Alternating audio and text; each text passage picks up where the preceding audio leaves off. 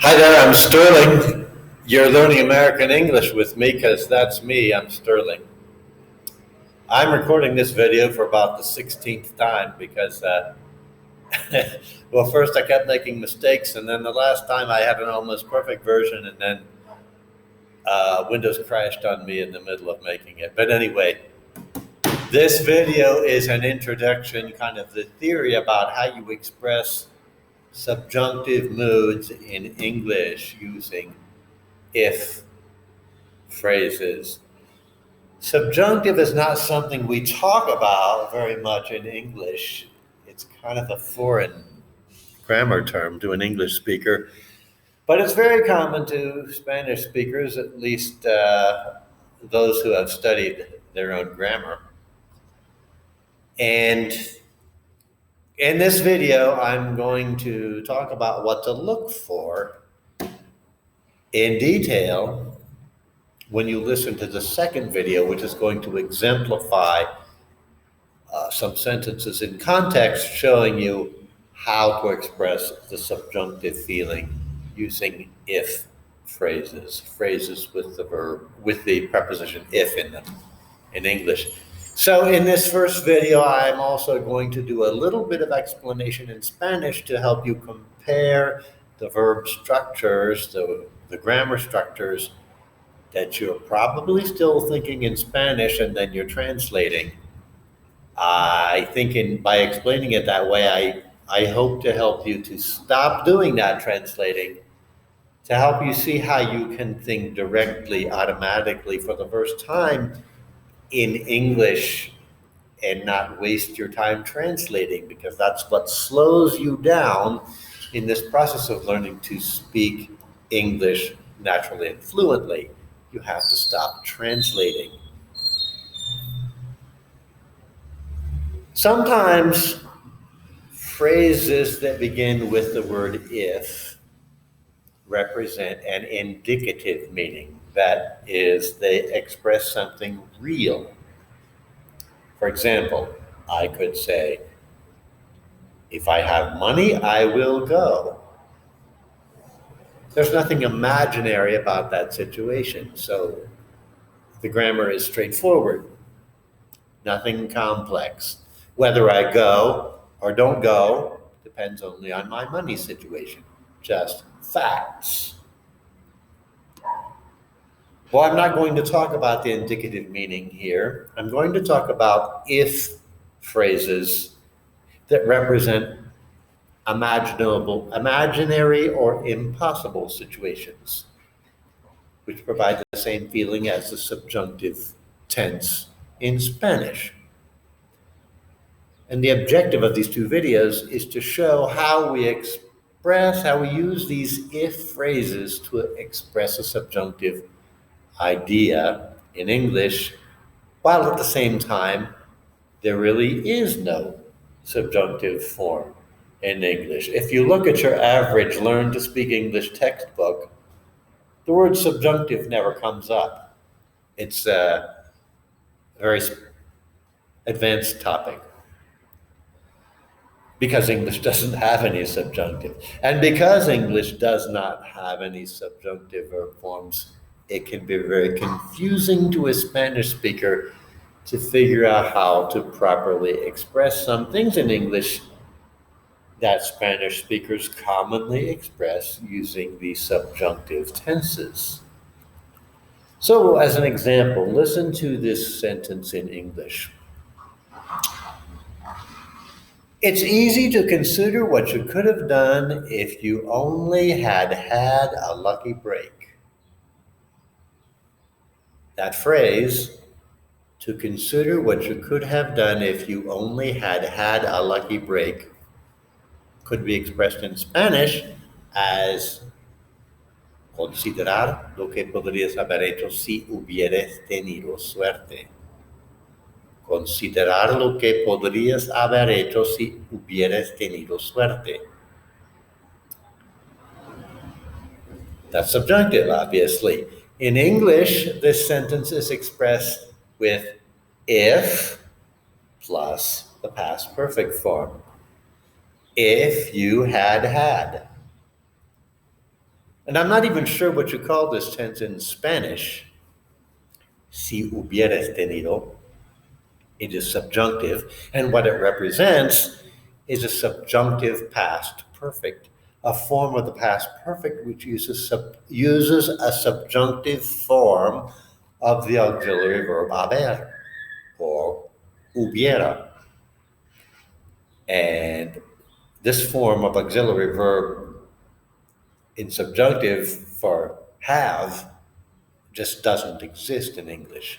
So in English, to give it a subjunctive feeling, we just add the word if. Now, let's take the same phrase. If you remove the word if, the subjunctive sense goes away. Here it is with the word if, once more. If I had had a lucky break before I left on the trip, this would have happened. Now, let's remove the word if. I had had a lucky break before I left on the trip. What does that mean? That means that at some time in the past, before I left on the trip, I had a lucky break. I really had one. The luck happened. Then the departure for the trip happened. And I'm talking about all of that, about those two things in the past, from the perspective of now. From the perspective of now. Because that is the definition of past perfect. That's how you use past perfect in English. That's also how you use past perfect in Spanish. But if in English we add the word if back to the beginning of this past perfect sentence, that's a signal that no lucky break occurred. It's an imaginary subjunctive luck. If I had had a lucky break, just the addition of if tells you that you didn't have that luck. And you didn't have it at the time you were expecting it, which was before the trip, and now it's now, because you used this past perfect form. A ver si puedo explicarlo un poquito en español. Yo había tenido suerte antes de irme. Yo había tenido suerte antes de irme. Eso es pasado perfecto. La estructura es iniquitada. O sea, sin dudas, no tenés esta suerte antes de irte. Pero con la palabra sí hay que usar el tiempo subjuntivo, porque la situación no es real, sino subjuntiva. Así. Si hubiera tenido suerte antes de irme.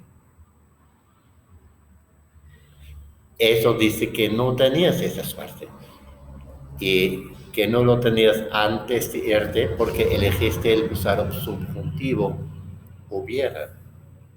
Es como decir había tenido en el tiempo subjuntivo, hubiera tenido. See, we can't do that in English because we don't have a word equal to hubiera. Now let's look at a different sentence. Not past perfect anymore. A different sentence. A sentence about now. What would you do if you had a lucky break now? I could express this in Spanish like this.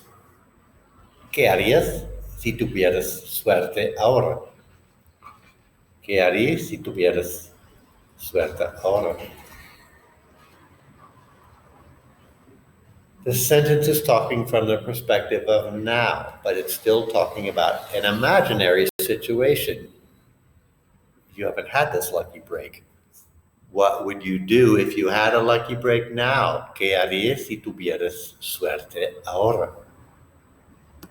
This is a different brand of subjunctive in Spanish. It's the imperfect subjunctive. And it's used to express the possibility of an impossible or very improbable situation being considered now. So, in this sense, we're not comparing two events in the past. We're talking about a decision we would make now, which depends on something that we don't in reality have. It's an imaginary thing. That fact is what gives it a subjunctive flavor. Okay, enough talking. You're probably still confused. I'm not surprised. Don't worry about being confused.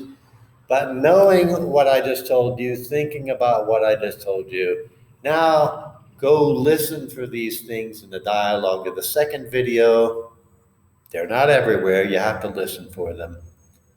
That's the end of this introduction video, and I'll see you all in the next video. And if you haven't subscribed to my channel, please do it now. Talk to you in a few minutes on the next video.